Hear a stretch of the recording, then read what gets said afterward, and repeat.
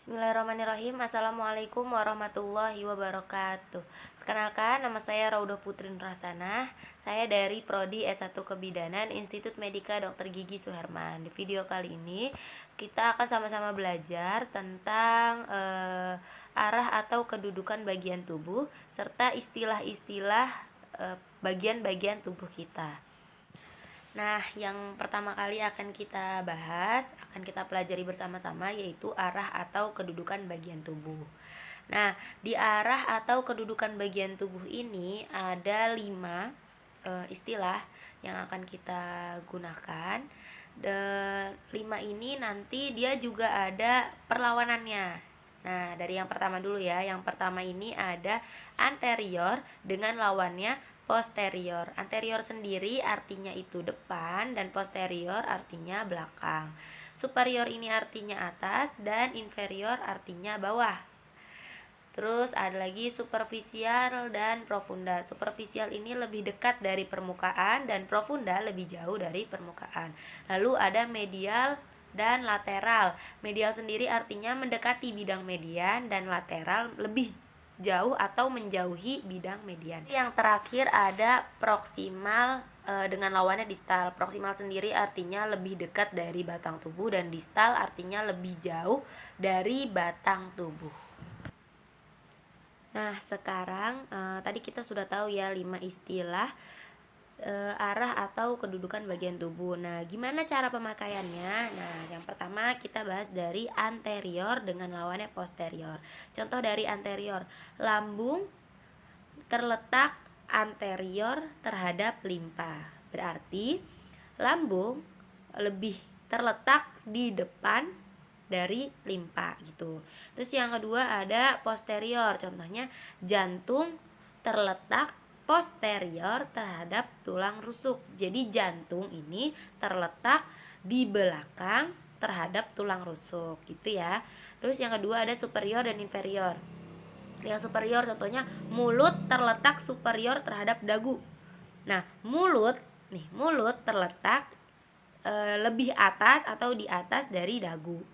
Lalu berikutnya ada inferior yang artinya bawah. Nah, contohnya pusar terletak inferior terhadap payudara.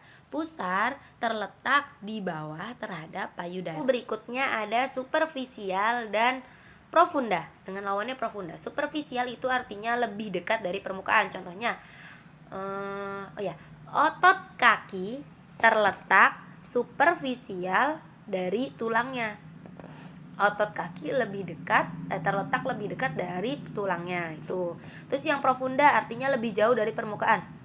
Tulang hasta dan pengumpil terletak lebih profunda dari otot lengan bawah. Itu ya. Terus berikutnya ada medial dan lateral. Medial tadi artinya apa? Dalam, lateral luar. Nah, medial tuh lebih dalam atau lebih dekat dari bidang median dan lateral sendiri lebih jauh dari bidang median. Contoh dulu dari medial. Medial ini contohnya pangkal lengan terletak medial terhadap tubuh. Nah, terus berikutnya ada lateral.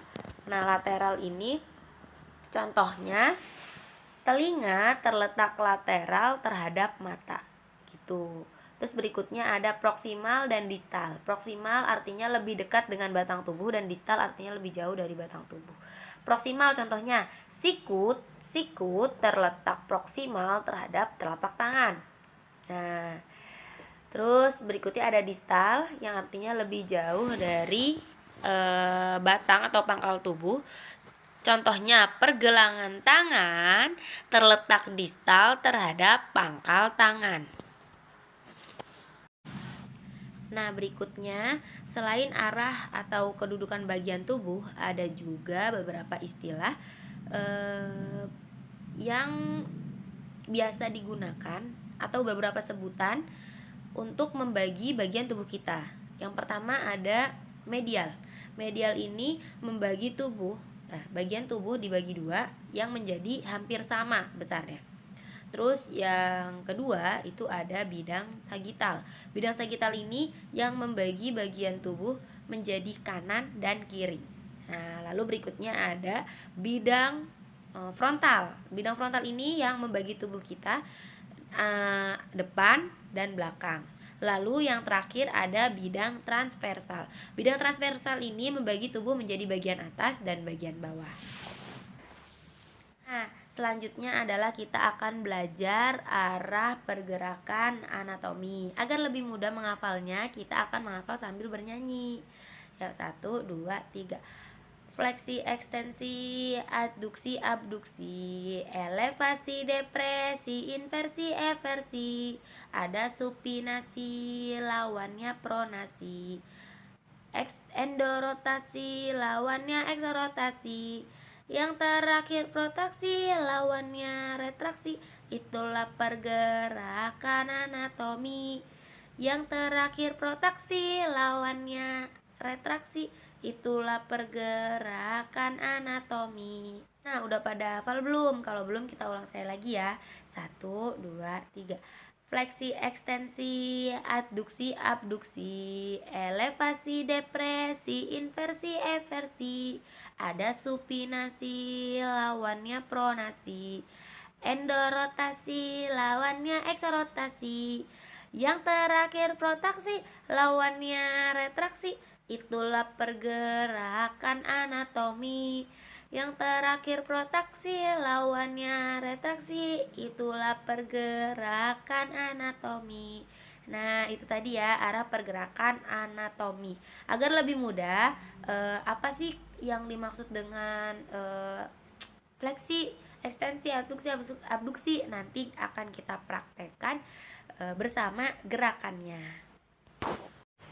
Nah, sekarang kita akan bersama-sama mempraktekkan bersama gerakannya arah pergerakan tubuh. Nah, kita mulai ya. 1, 2, 3. Fleksi, ekstensi, adduksi, abduksi, elevasi, depresi, inversi, eversi. Ada supinasi dan juga pronasi. Endorotasi, lawannya eksorotasi. Yang terakhir protraksi, lawannya retraksi. Itulah pergerakan anatomi. Yang terakhir protraksi, lawannya retraksi. Itulah pergerakan anatomi.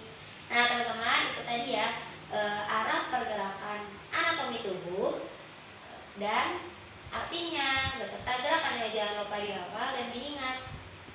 Pembahasan berikutnya adalah tentang regio atau bagian tubuh.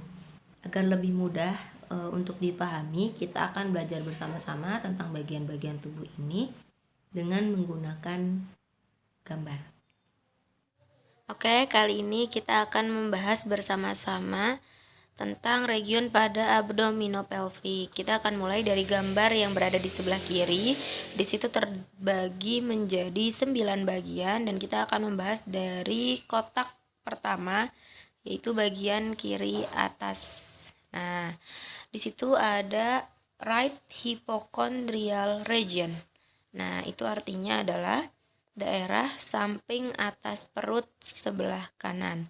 Lalu di sampingnya ada epigastric region, itu adalah daerah ulu hati bagian tengah atas perut.